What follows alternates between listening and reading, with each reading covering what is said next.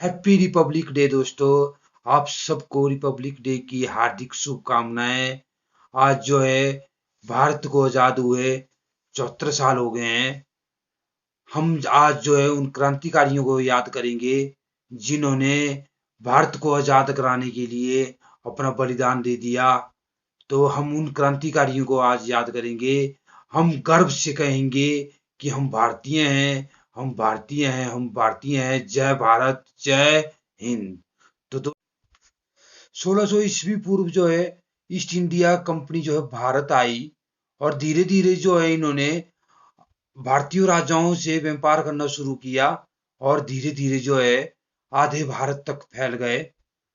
जब इस बात का एहसास राजाओं को हुआ कि अंग्रेज जो है उनके आर्थिक मुद्दों और राजनीतिक मुद्दों में जो है हस्तक्षेप कर रहे हैं, तो उन्होंने जो है अंग्रेजों के खिलाफ मोर्चा उठाना स्टार्ट किया। और इस चीज का एहसास सबसे पहले बंगाल के राजा मीर कासिम को हुआ। उनके साथ साथ और भी राजा आए और उन्होंने अंग्रेजों के खिलाफ मुद्दे उठाना शुरू कर दिए। और इसी बीच 1757 में प्लासी की लड़ाई हुई और 1764 में बक्सर की लड़ाई हुई। लेकिन इन सब लड़ाइयों में जो है भारतीय राजाओं को हार का सामना करना पड़ा और अंग्रेज जो है धीरे धीरे पूरे देश में फैलते गए। धीरे धीरे उन्होंने अपना वर्चस्व पूरे भारत में फैला लिया। इस तरह ईस्ट इंडिया कंपनी जो है पूरे देश में फैल गई। और लेकिन 1857 ईस्वी में एक और क्रांतिकारी बदलाव हुआ। इस क्रांतिकारी बदलाव में भारतीय राजा अंग्रेजों से आजादी चाहते थे। इस आजादी के लिए उन्होंने अंग्रेजों पर बहुत से युद्ध किए, लेकिन आजादी को पा ना सके। इस क्रांतिकारी युद्ध में बहुत से राजा कूदे।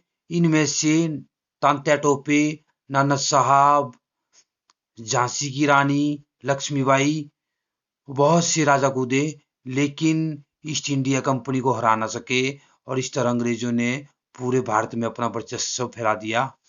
भारत की क्रांतिकारी लड़ाई देखकर अंग्रेज बहुत डर गए थे। इसी बीच अंग्रेजों की महारानी ने ईस्ट इंडिया का वर्चस्व अपने ऊपर ले लिया। लेकिन बहुत से सालों बाद कुछ पढ़े लिखे लोगों ने पॉलिटिकली सरकार के ऊपर दबाव बनाया और इंडियन नेशनल कांग्रेस की स्थापना की। 1885 को इंडियन नेशनल कांग्रेस की स्थापना की गई और इसकी स्थापना जो है मुंबई में हुई। इंडियन नेशनल कांग्रेस की स्थापना के बाद जो है पॉलिटिकली अंग्रेज जो है बहुत डर चुके थे और इसके बाद जो है उन्होंने डिवाइड एंड रूल में काम किया, फूट डालो और शासन करो की नीति पर काम किया। और इसके बाद जो है उन्होंने इंडिया में विभाजन करना शुरू किया। इसी बीच जो है उन्होंने 1905 में जो है बंगाल का विभाजन जैसे मुद्दों पर काम किया। लेकिन हिंदू मुस्लिम लड़ाने की उनकी नीति काम नहीं आई और भारत में जो है स्वदेशी आंदोलन का आरंभ हुआ। स्वदेशी आंदोलन के आरंभ में भारत ने जो है विदेशी सामान का बहिष्कार किया और स्वदेशी सामान को अपनाया, जिसके कारण जो है ईस्ट इंडिया कंपनी को जो है बहुत भारी नुकसान हुआ। और इसके बाद जो है 1914 से लेकर 1919 में प्रथम विश्व युद्ध हुआ और प्रथम विश्व युद्ध में जो है अंग्रेजों ने जो है भारतीय लोगों को जो है सेना में भर्ती किया और उन्हें प्रथम विश्व युद्ध में धकेल दिया। स्वदेशी आंदोलन में अंग्रेजों को जो है बहुत ज्यादा नुकसान हुआ और इसके बाद उन्होंने Rowlatt Act and martial act जैसे एक्ट उन्होंने पास किए, जिसके कारण जो है जलियांवाला बाग जैसे बड़े हत्याकांड हुए। इन हत्याकांडों में बहुत से क्रांतिकारी जो है शहीद हो गए। इस घटना के लिए अंग्रेजों को कभी भी माफ नहीं किया जा सकता। ये इतिहास की सबसे बड़ी घटना थी। इसके बाद जो है सहयोग आंदोलन 1920 से लेकर 1922 तक चलाया गया। असहयोग आंदोलन जो है गांधी जी के नेतृत्व पर चलाया गया। असहयोग आंदोलन में जो है अंग्रेजों के सामान का बहिष्कार किया गया। इस आंदोलन में जो है हर तरह के लोगों ने भाग लिया, ग्रामीण, शहरी और आदिवासी सभी लोगों ने इस पे भाग। लाला लाजपत राय जी बहुत बड़े क्रांतिकारी थे। साइमन कमीशन पास करते करते वो भी शहीद हो गए। भगत सिंह जी बहुत बड़े क्रांतिकारी थे। 1929 में दिल्ली के केंद्रीय विधानसभा में उन्होंने बम फोड़ दिया, जिसके कारण जो है बहुत से अंग्रेज अफसरों की मृत्यु हो गई और उन्हें 23 मार्च 1931 में फांसी दी गई और वो भी शहीद हो गए। तुम मुझे खून दो, मैं तुम्हें आज़ादी दूंगा। सुभाष चंद्र बोस बहुत बड़े क्रांतिकारी थे। इन्होंने इंडियन सिविल सर्विस की ड्यूटी छोड़ी और ये भी देश की आज़ादी के लिए कूद गए और इन्होंने एक बहुत बड़ी फौज का गठन किया। चंद्रशेखर आज़ाद भी बहुत बड़े क्रांतिकारी थे और देश की आज़ादी में भी इनका भी बहुत बड़ा योगदान था। अगर तुम्हारा खून अभी भी नहीं खोला तो ये खून नहीं, ये पानी है।